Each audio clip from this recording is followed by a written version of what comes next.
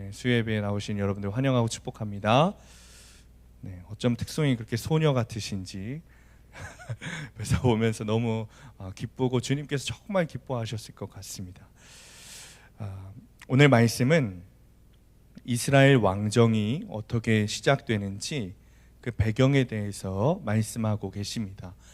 우리가 읽은 15절 앞에 9장 앞부분을 보면 이스라엘의 초대 왕이 될 사울에 대한 소개와 사울이 자기에게 기름을 부어서 왕으로 세울 사무엘을 찾아가게 된 그 이유에 대해서 이야기하고 있습니다. 그에 이어서 오늘 본문은 사무엘과 사울의 만남 직전에 사무엘에게 임하신 하나님의 계시, 그리고 사무엘과 사울의 만남에 대해서 기록하고 있습니다. 15절부터 17절 말씀입니다. 우리 읽었지만 함께 또 읽어보겠습니다. 15절에서 17절 시작. 사울이 오기 전날에 여호와께서 사무엘에게 알게 하여 이르시되 내일 이맘때에 내가 베냐민 땅에서 한 사람을 내게로 보내리니 너는 그에게 기름을 부어 내 백성 이스라엘의 지도자로 삼으라. 그가 내 백성을 블레셋 사람들의 손에서 구원하리라. 내 백성의 부르짖음이 내게 상달되었으므로 내가 그들을 돌보았노라 하셨더니 사무엘이 사울을 볼 때에 여호와께서 그에게 이르시되 보라, 이는 내가 내게 말한 사람이니 이가 내 백성을 다스리리라 하시니라. 아멘. 하나님께서는 사무엘이 사울을 만나기 하루 전날 이 베냐민 출신의 사울이라는 사람이 내일 이맘때에 너에게 찾아오게 될 것이다.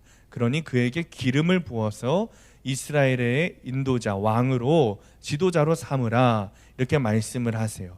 그리고 사무엘이 사울을 딱 맞닥뜨렸을 때 하나님께서 바로 이 사람이다 라고 친히 사무엘에게 말씀하여 주십니다. 15절에 알게 하다라는 표현은 무당들이 접신하여서 신 내림받는 듯한 것이 아닙니다. 아주 친밀하게 주님께서 귀에다 속삭이듯이 그 비밀을 속삭이신다, 말씀해 주신다라는 의미인 것이죠. 마치 우리가 주일 설교 가운데서 미리암과 아론에게 모세에 대해 설명하셨던 것처럼 모세는 너희와 달리 나와 아주 친밀하게 대화하는 사람이다 라고 말씀하셨던 것처럼 사무엘에게 동일하게 그렇게 말씀하고 계신 거예요.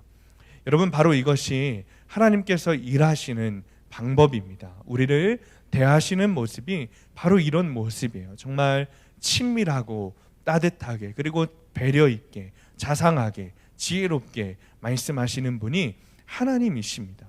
아브라함에게 창세기 18장 17절에서 나의 하는 일을 아브라함에게 숨기겠느냐라고 말씀하신 것처럼 또 모세를 이스라엘의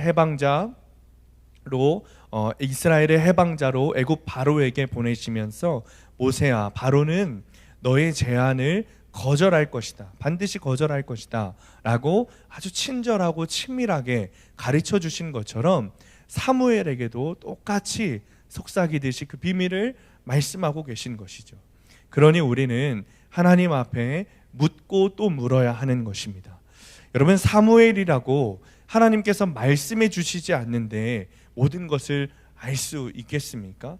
그렇지 않다는 것이죠. 우리는 하나님 앞에 어린아이처럼 묻고 또 물어야 합니다. 사울처럼 자신의 준수함만 믿고 하나님을 외면해서는 안 된다는 것이죠. 우리가 큐티를 열심히 해야 하는 이유가 여기에 있습니다. 큐티는 주님의 말씀을 듣기 위해 기다리는 시간이라고 했습니다. 주의 말씀을 읽고 주님께서 나에게 주시는 마음을 듣고 구하기 위해 기다리는 것이죠. 그러니 큐티하며 하나님 말씀을 듣기를 즐거워하면 하나님은 우리에게도 그의 비밀을 속삭이듯 말씀해 주십니다. 주님은 그렇게 하기를 원하시는 분이세요. 나 스스로에게 뿐만 아니라 가정의 일도, 교회 공동체의 일도, 속회 공동체의 일도 우리는 아무것도 알 수 없는 존재이지만 주님 말씀에 의지하면 하나님께서는 알게 하시는 거예요. 사무엘 역시 백성들이 자신을 배척할 때도 망연자실하지 않고 하나님의 음성에 귀 기울였어요. 그러니 우리는 늘 주님의 말씀을 듣고자 힘써야 합니다. 여러분, 주님께서 우리에게 이렇게 친밀하고 또 자상하고 배려 있게 말씀하시는 이유가 무엇일까요? 주님이 우리를 사랑하시기 때문에 그렇습니다. 여러분, 우리가 기억해야 할 것은 주님이 지금도 여전히 나를 사랑하고 계신다는 것입니다. 우리가 사랑의 하나님이라고 부르고는 있지만 정말 주님께서 나를 사랑하시는지 모를 때가 있습니다. 그러나 하나님은 우리를 지금도 사랑하시고 언제나 우리의 편이 되어주시는 분이세요. 우리의 머리카락이 몇 개인지도 세시는 분이 하나님이시라는 말입니다. 한 사람 한 사람, 우리 각 사람의 모든 심령의 고민도, 모든 일도, 사건도, 고난도 다 알고 계시는 분이 하나님이세요. 그러니 여러분, 혼자라는 생각을 버리시기 바랍니다. 주님은 지금도 내 안에서, 내 곁에서 동행하고 계시는 분이세요. 큰 죄악 가운데 있다 할지라도, 주님을 배반했다 할지라도 여전히 나를 사랑하시는 주님의 사랑에 우리는 목이 맬 수밖에 없는 거예요. 그런 하나님이 우리의 하나님이시죠. 이사야 54장 8절에 보면 이렇게 기록합니다. 내가 넘치는 진노로 내 얼굴을 내게서 잠시 가렸으나 영원한 자비로 너를 긍휼히 여기리라. 네 구속자 여호와께서 말씀하셨느니라. 여러분, 지금 주님이 잠시 분노하셔서 나에게 아픔이 있을 수는 있지만 주님은 우리에게 그렇게 분노하시고 징계하심을 통해 주님은 그것으로 나보다 더 아파하십니다. 우리에게 징계가 있다면 주님께서 우리를 자녀로 여기신다는 뜻입니다. 그러니 여러분, 부모님들은 더 잘 아실 거예요. 내 자녀가 잘못하면 훈육해야 합니다. 또는 위험한 일을 할 때면 더 엄하게 가르치고 혼을 내야 합니다. 그런데 어떻습니까? 혼을 내야 하고 훈육해야 하고 엄하게 가르쳐야 하고 반드시 징계해야 하지만 우는 내 자녀를 보면 혼내는 부모의 마음은 더 아픈 것입니다. 그것이 하나님의 마음인 거예요. 요즘 교육계에서 정말 힘들어하는 것이 뭐냐면 캥거루맘입니다. 캥거루맘. 캥거루가 자기 앞주머니에 자녀를 두고 다니듯이 캥거루맘이라고 해서 자녀를 곁에 두고 뭐든지 부모가 다 해주는 것을 캥거루맘이라고 한다는 거예요. 그런데 이런 캥거루맘 때문에 아이들이 자리를 잡지 못하고 자라지를 못한다는 것이죠. 계속 퍼주기만 하는 것은 여러분, 사랑의 전부가 아닙니다. 방금 읽은 이사야서 말씀처럼 하나님께서 잠시 얼굴을 가리셨다, 이렇게 말씀하세요. 그러니 주님이 주시는 이 고난과 징계를 겪고 나면 영원한 자비로 긍휼히 여기시겠다 말씀하시죠. 주님은 우리를 이렇게 양육해 가시는 거예요. 그것이 주님의 사랑인 것입니다. 그러니 여러분, 우리가 기억해야 할 것이 뭐라고요? 주님은 징계를 통해 우리의 잘못을 깨닫게 하시고 회개하게 하시고 주님께 돌아가면 반드시 다시 시작할 길을 만드신다는 거예요. 우리를 사랑하시기 때문이죠. 그리고 우리가 지었던 죄에 대해서 다시는 책망하지 않으신다는 것입니다. 아팠던 시간들이 지나면 여러분, 새 사람이 되어서 주님의 영원한 자비 가운데 다시 시작할 아름다운 출발을 하게 하신다는 거예요. 그것이 주님이 우리를 사랑하시는 방법입니다. 사랑하는 성도님들, 주님께서 여러분을 사랑하십니다. 할렐루야. 그 사실을 믿으시기 바랍니다. 며칠 전에 한 성도님께서 전화가 왔습니다. 이래저래 상황이 말씀하시면서 너무 힘드시다 그러는 거예요. 제가 이야기를 들어보니까 억울해도 너무 억울해요. 좋은 마음으로 사람을 도왔어요. 그런데 마음과는 다르게 그 돕는 과정 가운데 여러 가지 부침들이 있었습니다. 그러니까 들지 않아도 될 돈이 들고 마음도 힘들고 여러 가지로 그런 부침이 있는 거예요. 그런데 그 이야기를 하는 목소리를 들어보니 힘들다고 이야기는 하는데 그 목소리에는 힘이 있어요. 목소리가 다운되어 있지 않아요. 목소리가 밝은 거예요. 그래서 그런 일이 있는데 어떻게 그렇게 웃으시며 얘기하시냐 말씀을 드렸더니 그동안 내가 했던 잘못들이 더 크다는 거예요. 그래서 주님이 여전히 나에게 주님을 바라볼 환경을 오늘도 만들어 주셨다는 거예요. 그리고는 결국 주님이 내가 주님을 바라보고 살고 주님의 축복을 누리면서 살도록 인도하실 것을 자기는 믿는다고 저에게 전화로 그렇게 고백을 하시더라고요. 여러분, 이 성도님은 기가 막힌 상황 가운데서도 하나님께서 반드시 다시 출발하게 하실, 다시 시작하게 하실 것을 믿는 것입니다. 여러분, 이런 믿음으로 살아가다 보면 주님이 인도하시는 것입니다. 16절 말씀 보면 주님은 이스라엘에 대해서 내 백성이라고 말씀하세요. 내 백성, 내 자녀, 그런 뜻인 거죠. 사실 사무엘서에서 나오는 이스라엘 백성들의 모습을 보세요. 그러면 주님께 내 백성, 내 자녀라고 불릴 그런 만한 자격이 없습니다. 자, 교만하고 우상 숭배하고 아주 버림받아 마땅해 보이는 것이 이 사무엘서에서 나오는 이스라엘 백성들의 모습이라 이 말입니다. 그런데 주님은 뭐라고 말씀하신다고요? 내 자녀다, 내 백성이다, 이렇게 부르신다는 거예요. 여러분, 끝없는 주님의 사랑인 것이죠. 그렇게 사랑하시니 여러분, 내버려 두시는 것이 아니라 징계를 주시더라도 다시 시작할 기회를, 다시 출발할 기회를 주님께서 주신다는 거죠. 그러니 우리는 말씀을 늘 잘 살펴보아야 합니다. 늘 여전한 방식으로 큐티를 하는 것이 미련한 것이 아닙니다. 정말 주님의 말씀을 분별하고 살피는 일이 우리가 매일 아침 여전한 방식으로 큐티하는 것입니다. 사무엘과 사울을 보면 그 차이를 알 수 있어요. 자, 18절에서 19절, 18절 19절 말씀 함께 읽습니다. 시작. 사울이 성문한 사무엘에게 나아가 이르되 선견자의 집이 어디인지 청하건대 내게 가르치소서 하니 사무엘이 사울에게 대답하여 이르되 내가 선견자이니라. 너는 내 앞서 산당으로 올라가라. 너희가 오늘 나와 함께 먹을 것이요 네 마음에 있는 것을 다 내게 말하리라. 아멘. 아멘. 사무엘이 사울을 보자마자 하나님께서 말씀하신 사람이 이 사람이구나, 단번에 알았어요. 사울을 보자마자. 그런데 사울은 어떻습니까? 사무엘을 앞에다 두고도 알아보지 못해요.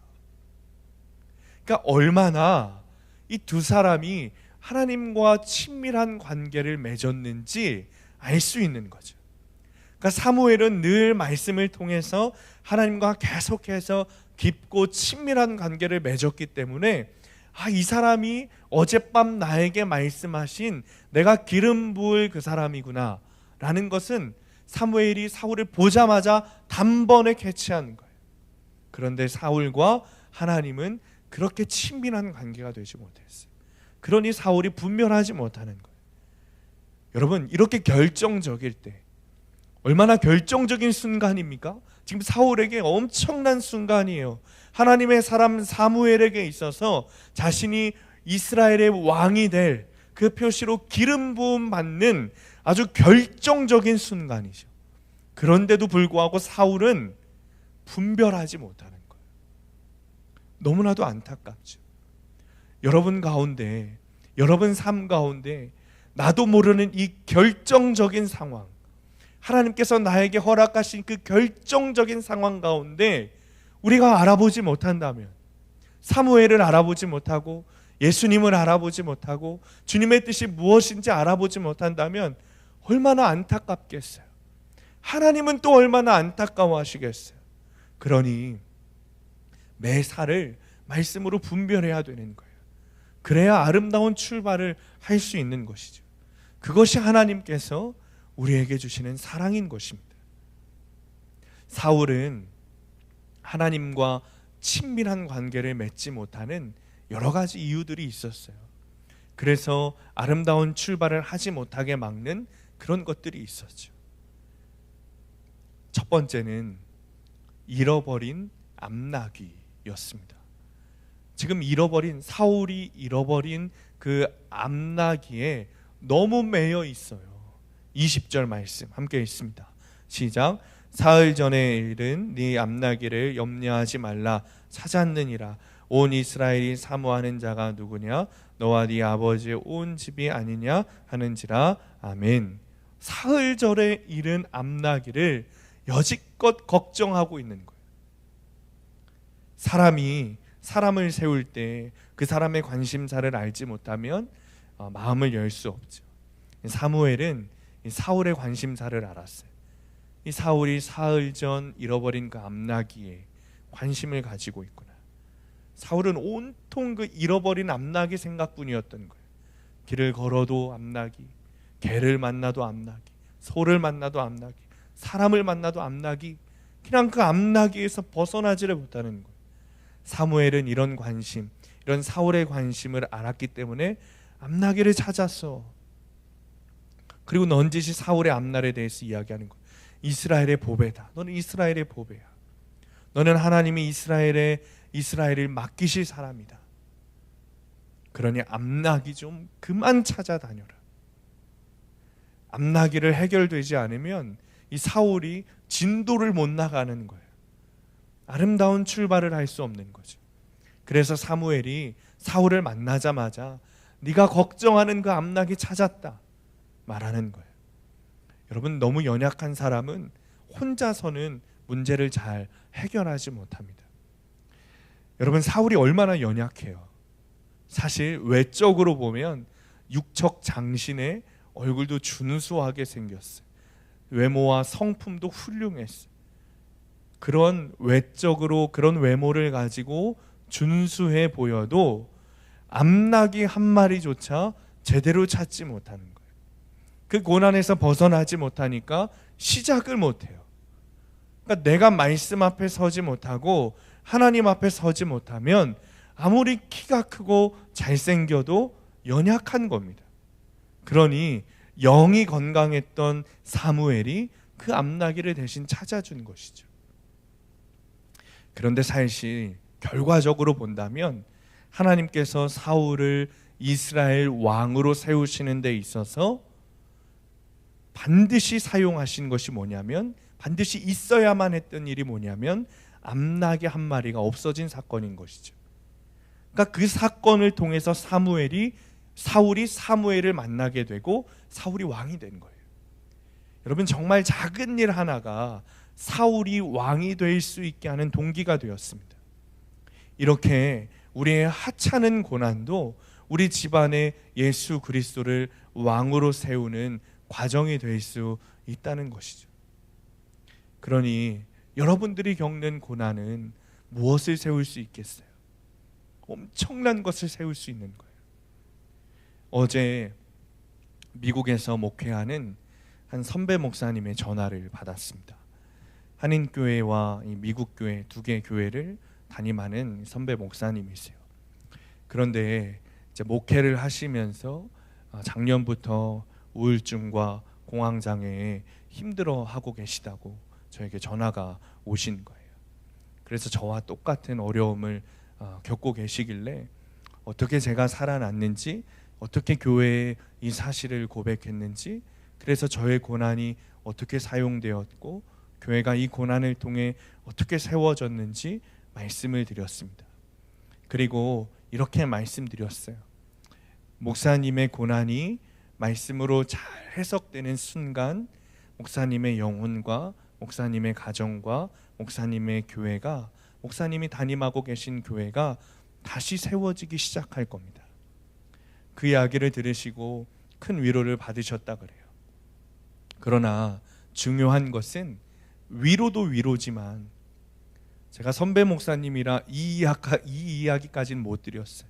위로도 위로지만 목사님 본인이 큐티를 하면서 말씀으로 목사님의 죄를 보고 그 고난과 내 삶을 해석해야 그 고난이 정말 축복이 되고 교회를 세우는데 사용되는 축복의 고난이 될 것이다. 여러분, 이것이 중요한 것이죠. 여러분들이 겪는 고난들 너무 많으시죠. 가정 고난, 시집살이 고난, 남편 고난, 아내 고난, 자녀 고난, 직장 고난 너무 많아요.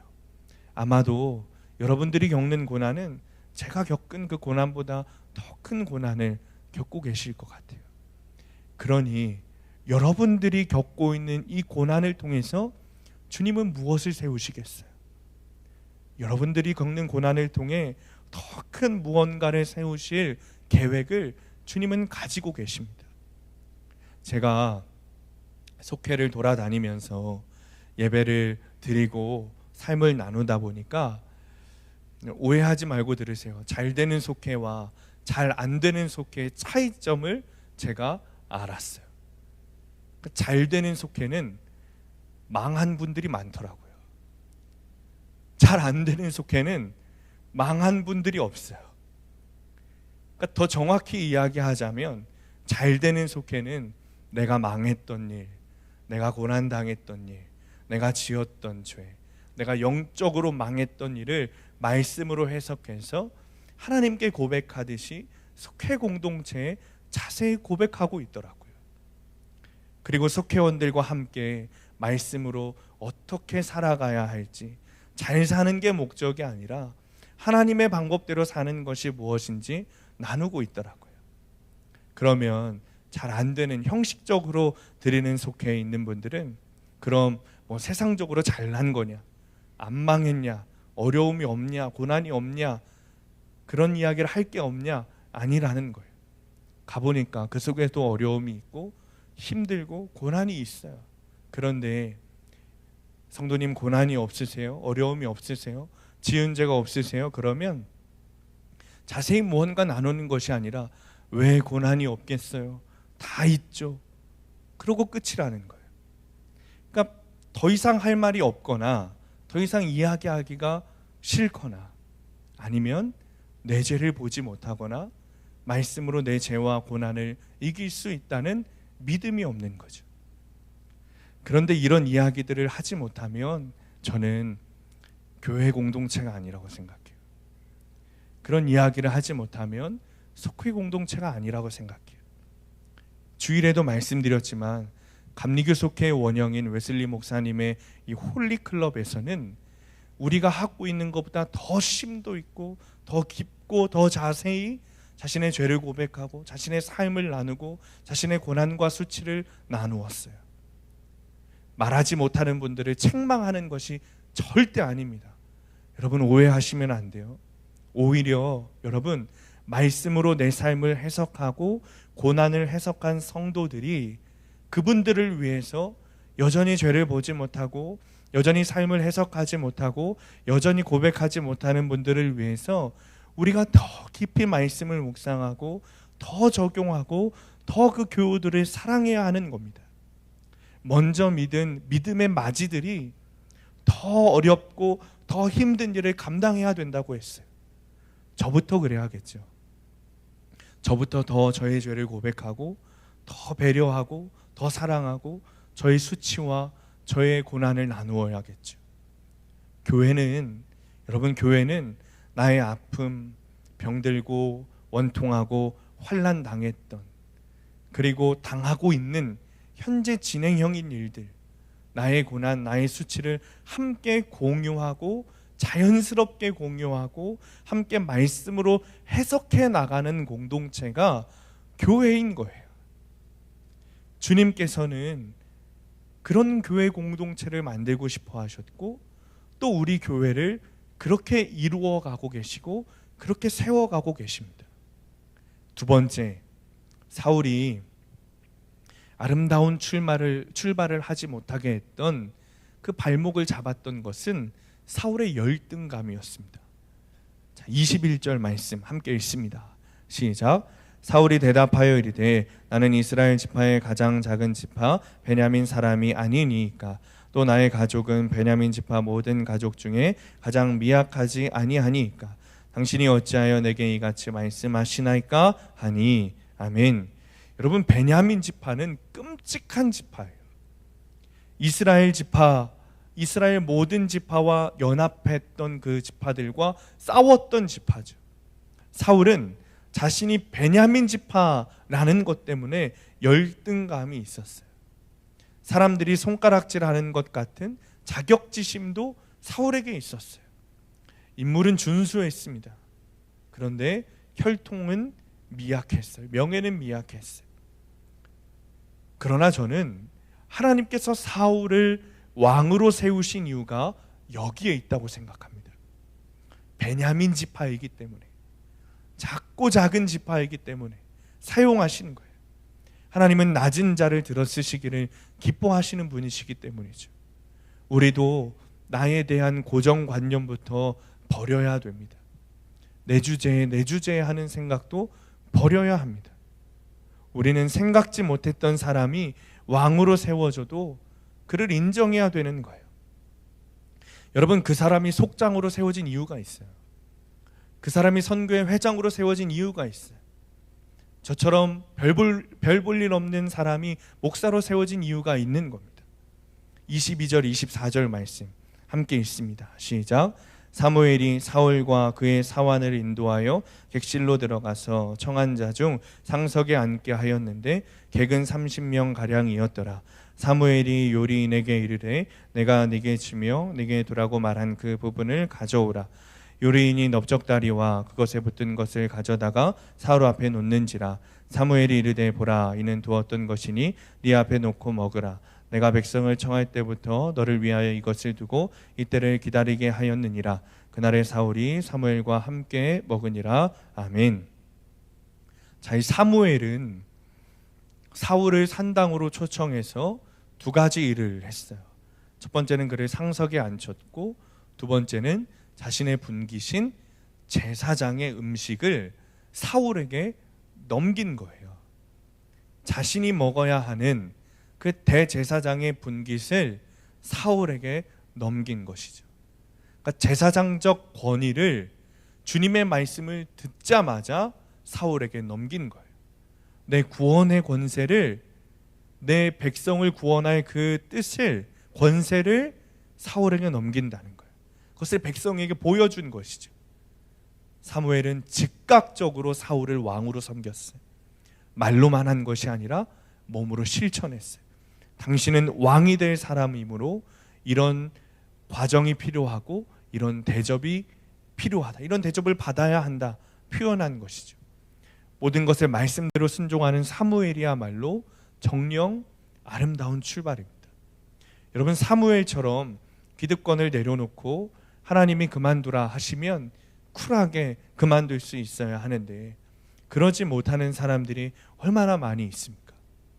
사무엘의 아름다운 출발을 보면서 우리 또한 그 길을 갈 수 있게 되기를 바랍니다. 그래서 겸손의 훈련이 필요한 거예요. 사무엘은 태어나자마자 대제사장 엘리의 손에 자라면서 겸손을 배웠어요. 태어나자마자 늘 제사장을 섬겨야 하는 위치였어요.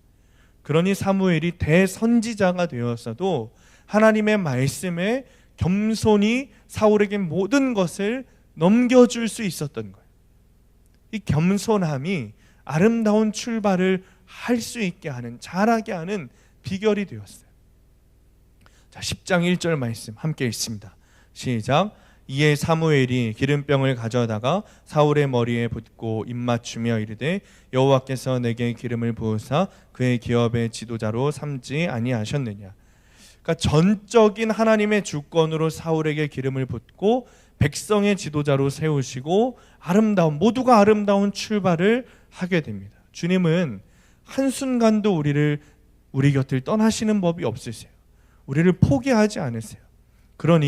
그러나 늘 나를 도와주심으로 이제는 내 마음대로 살아야지 하는 것은 철이 덜 든 거예요. 하나님은 사랑받을 만한 자를 사랑하시는 것이 아닙니다.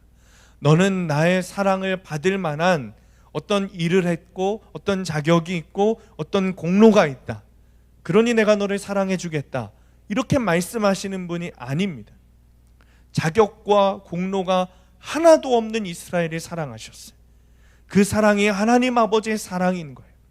사무엘은 사울의 머리에 기름을 붓고 하나님께서 그를 이스라엘 왕으로 삼으셨다 말했어요. 앞서도 말씀드렸지만 사울이 속한 베냐민 지파는 이스라엘 지파 중에 막내 지파였어요. 또 베냐민 지파는 레위인의 첩을 강간했던 일로 다른 지파들의 공격을 받아서 망할 뻔한, 이스라엘 지파에서 사라질 뻔한 그런 아주 작은 지파가 되었어요. 인간적으로 본다면 이런 지파 출신의 사람이 이스라엘의 왕이 된다는 것은 말도 안 되는 것이죠. 불가능한 거예요. 당시에는 에브라임 지파와 유다 지파가 가장 거대한 양대 지파였어요. 그러니까 인간적으로 보기에는 이 에브라임 지파나 유다 지파 사람 중에서 왕이 나와야 정상인 것이죠. 그러나 가장 작은 베냐민 지파에서 왕이 나왔다는 것은 하나님께서 전적으로 사울을 세우셨다는 거예요. 하나님께서 전적으로 사무엘에게 지시하심으로 왕으로 세우셨다는 거예요. 그러니까 사울이 이스라엘의 왕이, 초대 왕이 되었다는 것은 백성들의 뜻이 아니라 이 백성들이 하나님 우리에게 왕을 주세요라고 구하기는 했지만 그것이 백성의 뜻이 아니라 하나님의 뜻으로 전적인 하나님의 섭리 가운데 이루어졌다는 것이죠. 여러분 10장 1절을 읽어보면, 다시 읽어보면 사무엘이 사울에게 기름을 부으면서 이렇게 말하죠. 내가 너에게 기름 부은 것이 아니라 여호와께서 너에게 기름을 부으셨다. 하나님은 인간적인 좋은 혈통, 가문, 여러 가지 조건을 고려하여 우리를 사랑하시는 분이 아니십니다. 우리가 주님의 자녀이기 때문에 그저 사랑하시는 거예요.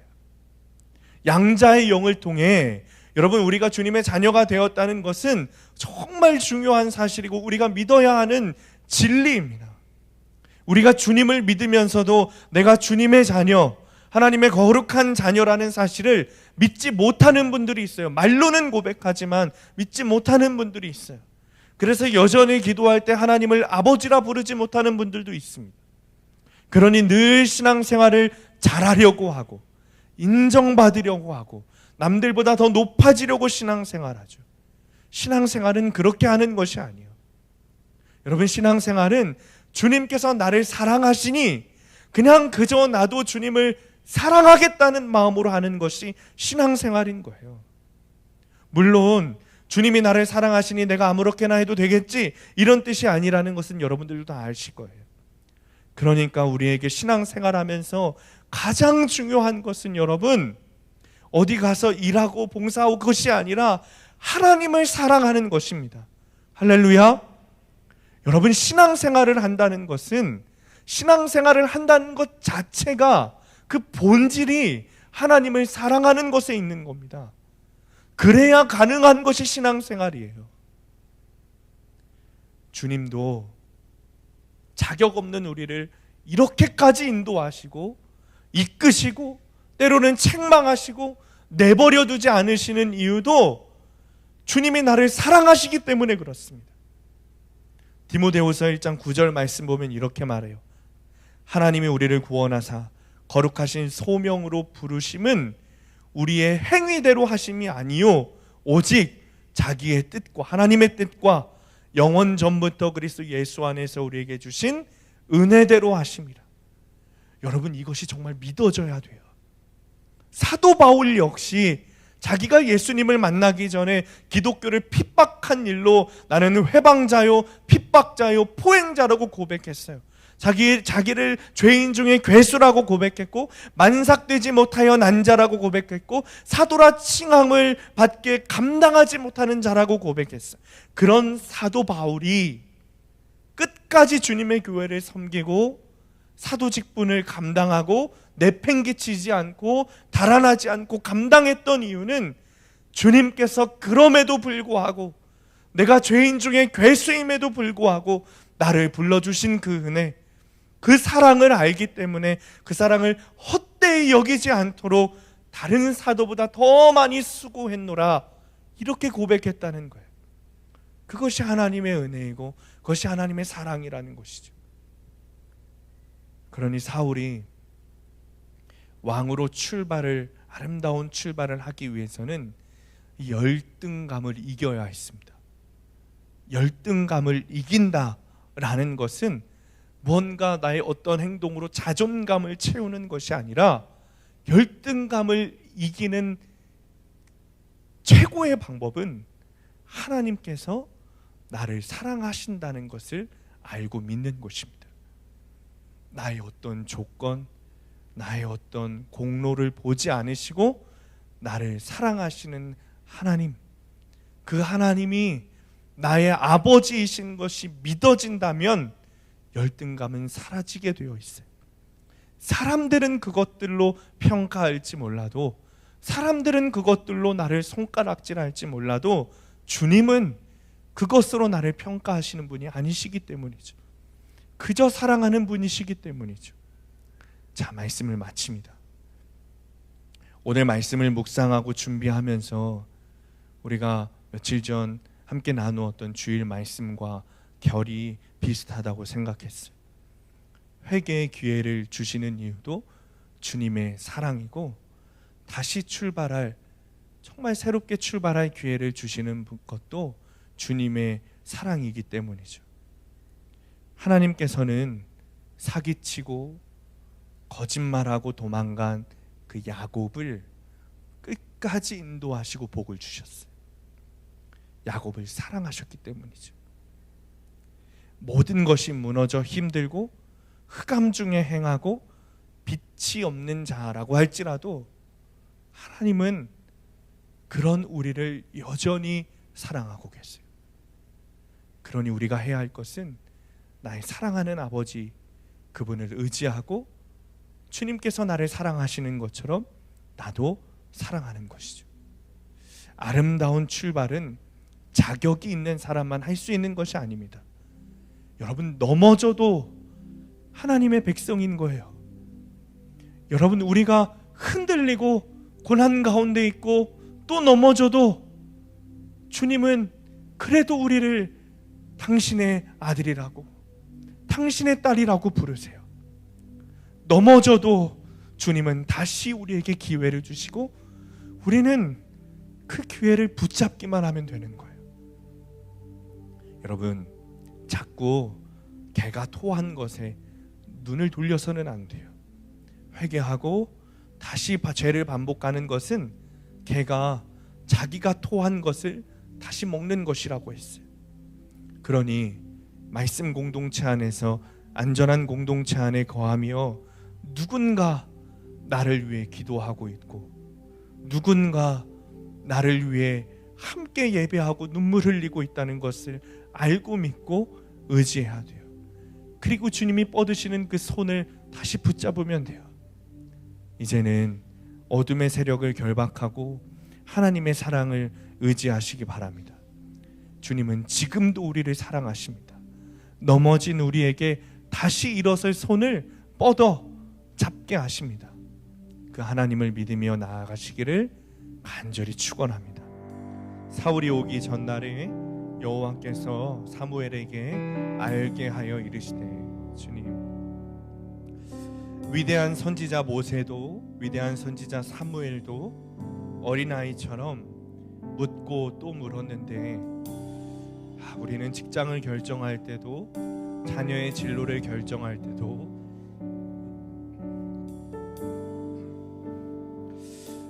인생의 중요한 갈림길 앞에서도 내 마음대로 했습니다. 이제는 내 마음대로 사는, 주님, 그런 망한 인생을 사는 것이 아니라 하나님께 묻고 또 묻는 우리가 되게 하여 주옵소서. 아멘.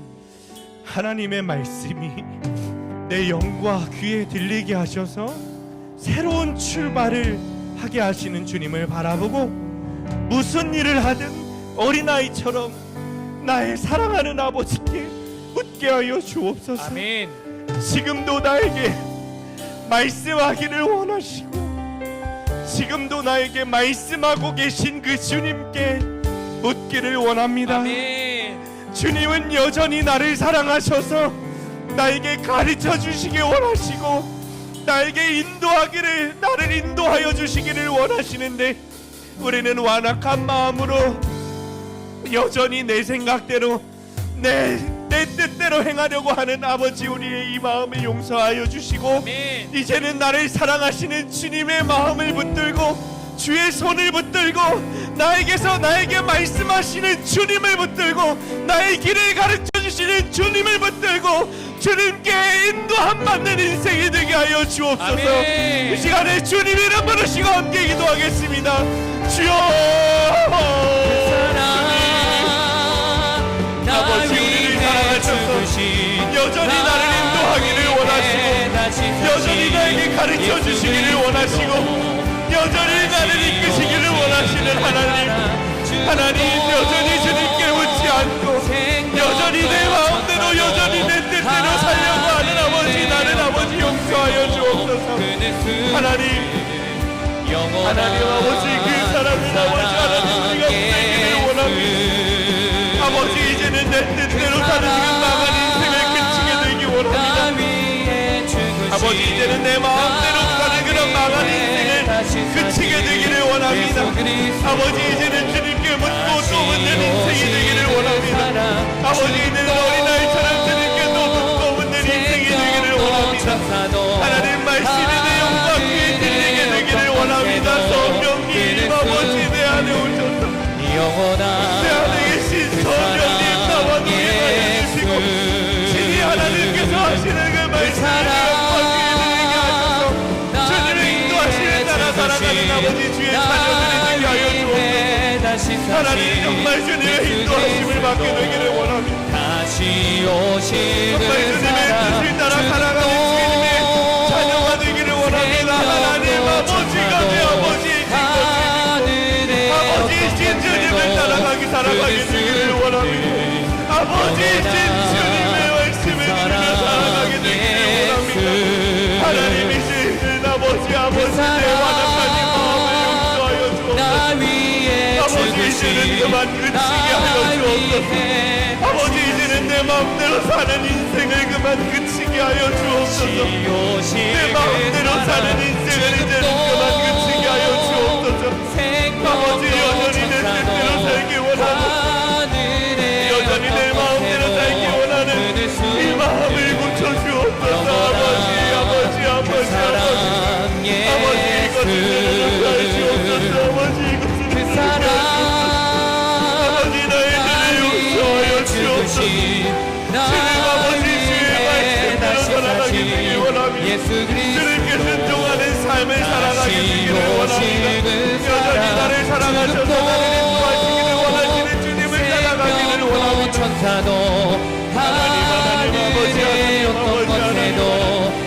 하나님 아버지, 하나님 아버지, 내가 그 사랑을 아버지가 직감하게 되기를 원합니다. 가기 원하오니 잡으려가게 되길 원하오니 아버지, 이제는 아버지 하나님 주님 뜻대로 주님이 주의 그 사랑을 살아가며 살아가게 하여 주시옵소서.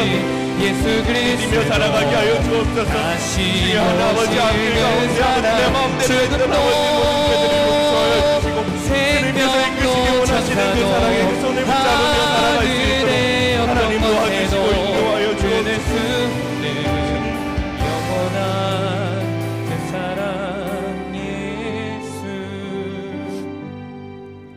한 번 더 우리가 말씀 붙들고 기도할 때 더 간절히 기도하기 원하시는 분들 이 강단 앞으로 초청합니다. 특별한 기도 제목이 있으신 분들은 기도 제목 작성하셔서 나오시면 안수하며 기도하겠습니다. 우리 17절 말씀 붙들고 기도하겠습니다. 사무엘이 사울을 볼 때 여호와께서 그에게 이르시되 보라, 이는 내가 내게 말한 사람이니 네가 내 백성을 다스리리라 하시니라. 주님, 매일매일 흔들리는 우리의 삶 가운데 강력하신 하나님의 사랑으로 우리를 붙들어 주시니 감사합니다. 주님의 그 사랑이 십자가에서 달리신 예수 그리스도의 사랑인 것을 우리가 매일매일 기억하고 그것에 감사하며 살아도 모자란다. 우리는 그 보혈로 살아가지 못하고 늘 예수님을 바라 살아가 늘 십자가를 바라 살아갔습니다. 제가 아플 때 주님이 더 아프셨고 내가 흔들릴 때 주님이 더 깊은 슬픔 가운데 있으셨다는 사실을 주님 이제야 깨닫습니다. 주님, 그 아픔과 고난 뒤에 주님의 자비하심으로 우리를 긍휼히 여기시고 주의 사랑으로 다시 일어설 기회를 주시니 감사합니다.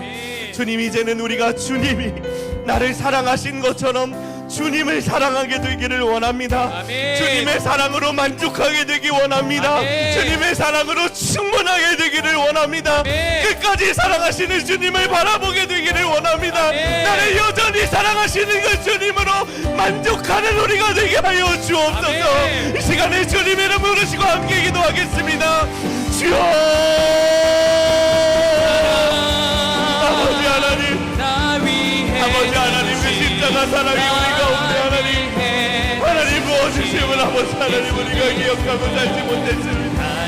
아버지, 우리가 이렇게 살 수 있는 것이 주님의 십자가 사랑인 것을 아버지 우리가 깨닫지 못하고 살아가니, 아버지 우리가 잊어버리고 살아가니, 아버지 이것이 어찌된 일입니까? 아버지, 이렇게 멍청하고 어리석은 하나님 앞에 설 수 있는 것인지, 하나님 내가 아버지 무릎 꿇지 않고 아버지 엎드리지 않고는 아버지 할 수가 없습니다. 하나님, 아버지 내가 아플 때 주님이 더 아프셨고, 내가 엎드릴 때 주님이 더 슬퍼하셨던 주님의 그 사랑을 이제야 깨닫습니다. 여전히 고난을 겪고 여전히 나에게 징계를 주시면서도 그것을 통하여 다시 일으키시려는 주님의 사랑을 아버지 이제야 깨닫습니다. 하나님의 기회를 놓치지 않게 되기를 원합니다. 주님이 주신 그 기회를 놓치지 않게 되기를 원합니다. 주님 이제는 일어서게 되기를 원합니다. 주님 이제는 일어서게 되기를 원합니다. 주님 이제는 일어서게 되기를 원합니다. 하나님이 아버지 주신 그 사랑을 붙들고 일어서게 되기를 원합니다. 하나님 그 기회를 놓치지 않게 되기를 원합니다. 그 기회를 놓치지 않게 되기를 원합니다. 하나님 그 기회를 놓치지 않게 되기를 원합니다. 하나님 그 기회를 놓치지 않게 되기를 원합니다. 아버지 하나님이 주신 그 사랑을 아버지 하나님 우리가 붙들게 되기를 원합니다. 하나님의 그 십자가 사랑, 하나님의 그 자비하심을 아버지 우리가 알게 되기를 원합니다. 하나님 이제는 우리가 하나님만 사랑하겠습니다. 하나님으로만 만족하기 원합니다. 하나님으로만 충분하기 원합니다. 하나님 어떤 조건과 어떤 아버지 하나님, 아버지 우리 어떤 조건이 아니라 오직 하나님으로 충분하게 되면 아버지 우리가 믿어지게 하여 주옵소서. 아버지 우리가 하나님을 사랑하게 되기를 원합니다. 하나님을 사랑하게 되기를 원합니다. 하나님을 사랑하지 못했던 우리의 죄들을 용서하여 주옵소서. 하나님을 사랑하게 되기를 원합니다. 하나님을 사랑하게 되기를 원합니다. 하나님, 아버지 하나님께서 예수 그리스도를 십자가에 달려 보내신 그 사랑을 아버지 하나님 깨닫습니다. 매일매일 흔들리는 우리의 삶 가운데 아버지의 사랑하심으로 여전히 내가 사랑할